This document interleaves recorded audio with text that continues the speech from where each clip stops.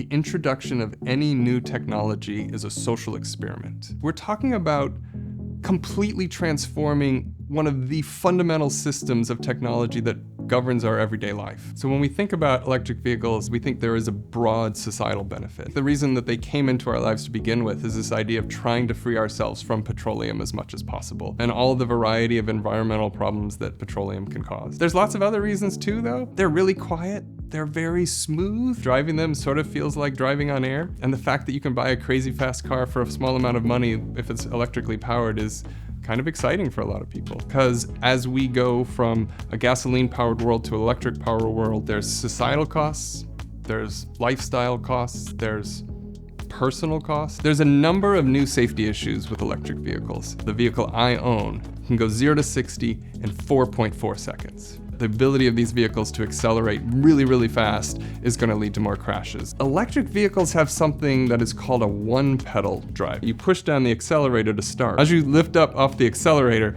the regenerative braking will kick in and actually brake your car. I've talked to some EV owners who absolutely love this. They think it's so cool. I can drive my entire car with one foot. And then the last thing that we're learning is EVs, because of these enormous battery packs, are very, very heavy. In some sense, EVs are making the roads more dangerous, especially if you own a lighter vehicle. Electric vehicles are now about 15% more likely to crash than gasoline-powered cars. With an EV, I've been amazed at the number of decisions I've had to make and the number of changes I've had to make. There are literally dozens of gasoline stations on routes that I drive every day. With an EV, there's not nearly as many charging stations. The charging actually takes quite a bit longer. I've got to budget at least 50 minutes. I do have a charger at home. All of a sudden, I'm charging this major appliance, my car, and at the same time, my AC is running. My goal of reducing my impact on the world and my energy use starts getting a little tricky there. There are significant privacy issues that we're still beginning to understand the implications of. If I sign up for the app